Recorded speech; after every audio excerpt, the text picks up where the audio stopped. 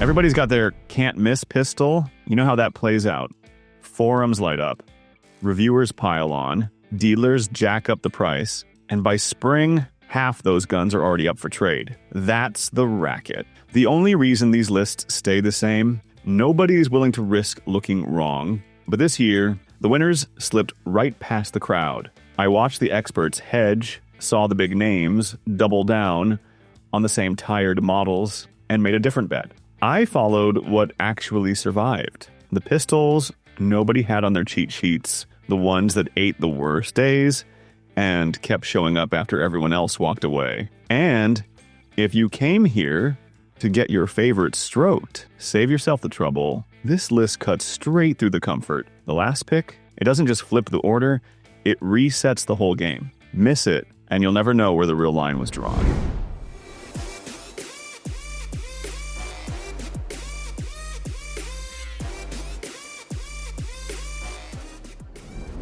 There are mornings when everything's off, late alarm, coffee spilled, and a safe full of pistols just daring me to make the wrong call. When things feel sideways, that's when I get honest, rifling through the lineup, looking for the one that just works without a second thought. Truth is, I keep wanting to choose something else. One of the hyped up pistols, maybe a newer name, but each one has a reason to hesitate. Too bulky, not broken in, or still on thin ice after a bad range day. The Hellcat Pro Comp. It's never top of mind, never the gun I brag about, but in the rush, when I can't afford mistakes, it's the one I end up carrying. At the range, buddies swap pistols and stories, flexing their latest picks. I notice I'm not clearing jams or swapping mags. My Hellcat just runs. No drama, no surprises. I didn't plan to trust this thing. It's not glamorous, it's not the favorite, but when the day's stacked against me, the Hellcat's what I reach for. Sometimes trust just sneaks up on you, not with fanfare, but with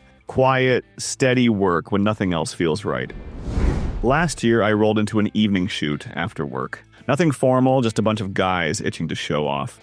The place was stacked with race guns, custom triggers, high-dollar red dots. Even before the first round went down range, you could feel the pecking order. I tried to keep up with my Glock 34, but it was like bringing a wrench to a sword fight. Fine, reliable, but nobody cared. Halfway through, while everyone's still chasing bragging rights, I reach into my bag and slide out my secret, CZ Shadow 2 target. No fanfare, no announcement, blue grips, long dust cover, trigger so clean it made me double check I'd loaded up. It's not the ordinary Shadow either. It's the one people whisper about, but rarely see in the wild. First, mag, heads start turning.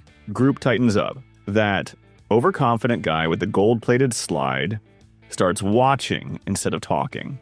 Someone at the end asks what I'm running. I don't flex, just keep running the gun. The Shadow 2 eats everything I feed it and leaves the rest in the dust. When it's over, I'm not the loudest at the table, but I'm carrying the only pistol. Nobody else could top that night. Some legends don't need an audience. They just show up and take over.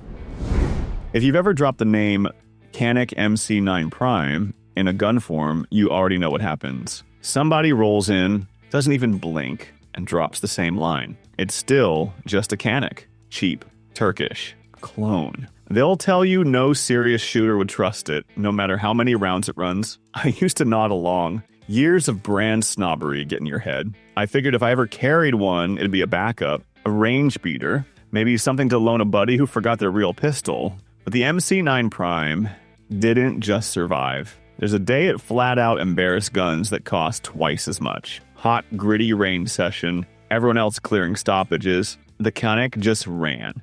No failures, no drama, just a smooth trigger and recoil control. I didn't believe until I felt it. By the end, nobody cared about the roll mark. They cared about who was still shooting.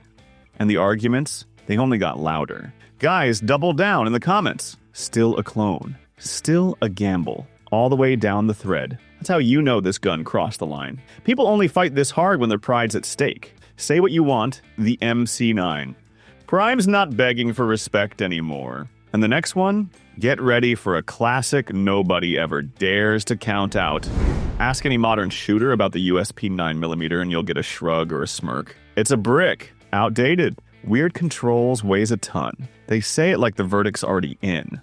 Meanwhile, new pistols keep dropping every season. Lighter, softer, flashier, all promising a perfect triggers and comfort you barely feel on your belt. I bought into that story for a long time. Chased the polymer wave. Traded up for micro this, modular that. I used to look at the USP like it was a leftover from a time before anyone cared about ergonomics or trends. But the thing about the USP is it never tried to keep up. The first time I went back to it, the weight hit me. Solid, steady. The slide pushed instead of snapped. Recoil didn't vanish. It settled. One solid piece, straight back on target. It didn't apologize for its weight, never rushed to shrink or smooth itself down just to fit the moment. It just stayed what it was. Overbuilt, stubborn, built to eat punishment, not praise. The longer I shot and watched new guns come and go, the more obvious it got. The USP wasn't falling behind. It was waiting. New pistols show up every year with fancy names and big promises. The USP doesn't care. It outlasts them. No hype, no flex. Just an old king standing in the corner watching the crowd move on and knowing it'll be here when they come crawling back. Early January 2026 was a rough patch. My regular carry rotation was wiped out. Glock needed parts.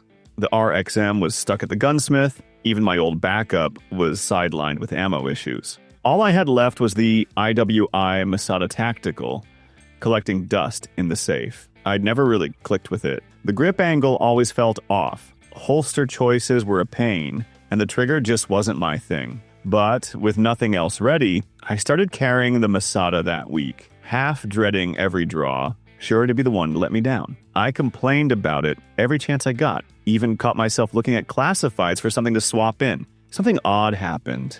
Rain, cold, range day, errands. It just kept running. Never jammed, never hiccuped, never made a scene. While I was grumbling about every little annoyance, the Masada just showed up and did the job quietly and without asking for thanks. By the end of that week, I didn't love it. Still don't. But the truth is, sometimes the best pistol isn't the one you wanted. It's the one that sticks around when everything else quits.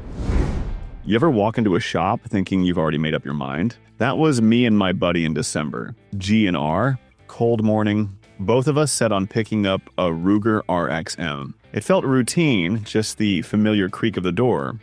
Staff tossing out the usual hellos. At the counter, talking RXM specs, one of the guys behind the glass catches my eye. He leans in, half grin, and says, almost slipping, "You know, I've seen regulars quietly trade up for the RXM. Nobody brags about it, but that thing's been moving faster than anything else this month." He tries to play it cool, but there's respect in his voice, a little envy too. Looking around, the RXM shelf is thin. Empty spaces where there used to be more. There's a quiet buzz. No hype, just folks making sure they don't miss out.